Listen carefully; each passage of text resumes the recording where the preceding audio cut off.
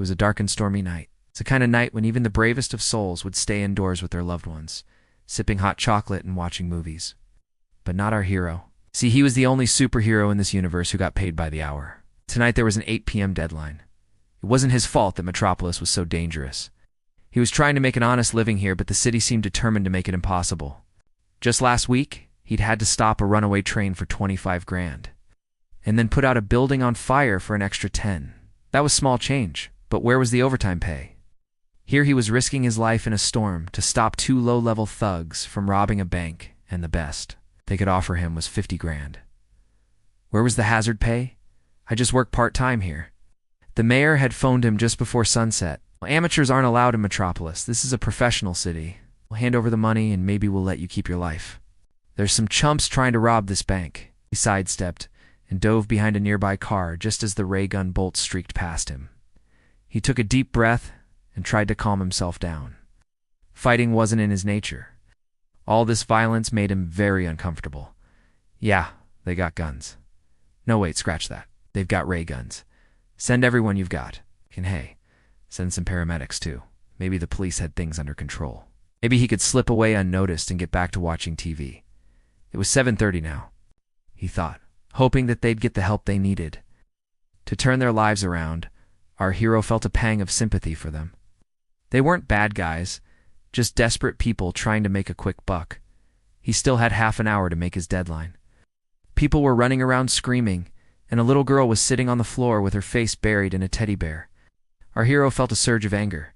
These guys had endangered innocent lives. They had to pay for what they'd done. Tell them to bring lots of bandages and painkillers. Yeah, I need some strong stuff. Extra protein shakes would be great too. Oh, and tell them to bring a pen and a clipboard. I need to fill out some accident reports. Do something. There had been a bank robbery, and they needed his help. Our hero took a deep breath and tried to explain that it wasn't his fault. When our hero was done, he dusted off his hands and said, "There you go. Good as new. No mess. No problem. Why didn't you just use your superpowers? Do something crazy." "You did it," he said. "You saved the day. Thank you. Stop the bleeding. Fix the windows, clean up the mess, put the money back in the vault, save the city." The robbers had had ray guns. He'd called for backup, but the mayor wasn't having it. "All right. Of course, 50 grand. No, I'll make it 75. Here you go." He cashed the check and deposited it into his account. Then he went home to watch TV and relax. It had been a long night, and he deserved it. He was going to have to fight these guys, but he really didn't want to. Is everyone all right? He looked at the caller ID and saw that it was the Justice League. It was probably another alien invasion or a rogue god or something. He finished his cereal, poured himself another bowl, and headed out the door. He hesitated for a moment, then picked up the phone. He would always be there when the city needed him. Always. Getting punched, kicked, shot at, stabbed, all of that was extra work. I'm just about to watch a movie. But then he remembered the look on the little girl's face, the cheers of the crowd, the gratitude in the mayor's eyes, and he knew that he wouldn't trade this life for anything. Not a quiet night at home, not a pile of paperwork, not even a mountain of overtime bills. Because being the Superman was his calling. It was his destiny. It was who he was. His suit was torn and smoking, but he was okay. At least he hoped he was okay. In all the chaos, he'd forgotten to fill out an accident report. Batman's voice boomed from the other end of the line. "We need you at headquarters right now." Now his super senses were offline, and he couldn't be sure if he was injured or not. Extra work meant extra paperwork, doctor's appointments, therapy sessions, and all of that ate into his precious free time. What if he could automate all of that? What if he could outsource his pain? It was quiet. He was alone. No one depended on him. No one called him a hero. He was just a guy in a suit trying to make an honest living. As the bullets started to fly, he ran out into the street and leaped onto the hood of the getaway car. The glass doors were back in place. The money was back in the vault. The building was spotless. People were cheering. Even the little girl had stopped crying. One of the robbers rolled down his window and fired his ray gun at our hero. The bolt hit him square in the chest and sent him flying. He bounced off the pavement and landed in a nearby manhole, said one of the robbers. "You want us to hand over what we just worked hard to steal? Are you crazy?" If he could recover the money and catch the robbers before 8 p.m., he'd get 50 grand. If not, no money, no glory. He was out fighting crime. But to be fair, he didn't really have a choice. One of those big, chunky ones that looked like a modified hairdryer. As he raced through the storm, leaping over buildings and dodging flying debris, our hero thought about how unfair it all was. He reached the bank just as the rain began to ease. It was an old neoclassical style building, all marble columns and empty display cases. Hand over the money and nobody gets hurt.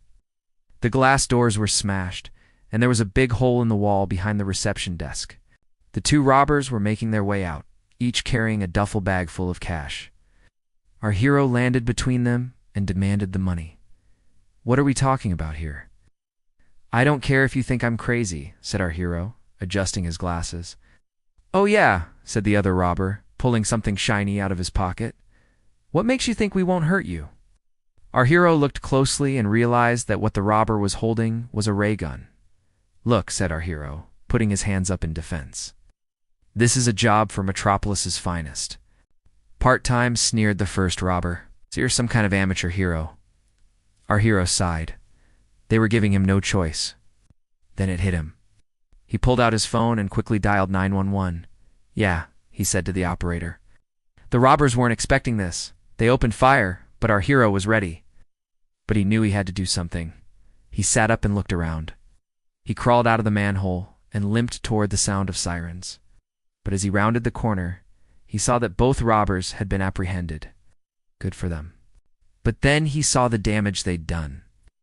The glass doors were shattered and the lobby was in complete disarray. And that's when he heard the voice. "Did you stop the robbery? Did you catch the perps? Do you have the money? How much time do we have left?" Our hero turned around and saw the mayor standing there looking very important. "You're a superhero," the mayor said incredulously. "How can you call for backup? And why didn't you use your powers?" "I did use my powers," our hero said. "I called the police. I called the paramedics. I even called accounting." "Oh, for heaven's sake," the mayor cried, throwing his hands up in the air. And then our hero did something crazy. He smiled. "I can do that," he said. "Watch and learn." In a flash, he was gone. He was everywhere and nowhere. In a blink, he fixed everything, and the mayor stood there with his mouth open in amazement. The mayor blinked a few times, and then he snapped out of it. Our hero blushed. "Well, you're welcome. But listen, I need that check. I haven't been paid yet." The mayor frowned. Our hero took the check, and then he disappeared into the crowd.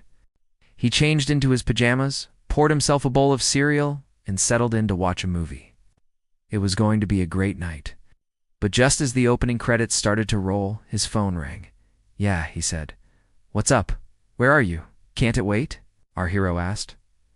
"No, it can't wait," Batman said. "We have a situation." Our hero sighed. Metropolis could wait, but the Justice League didn't call for small jobs. On his way to the hall, he stopped and looked back at his apartment. Maybe that was enough. And that meant that no matter how tired he was, no matter how much he wanted to quit, he never could.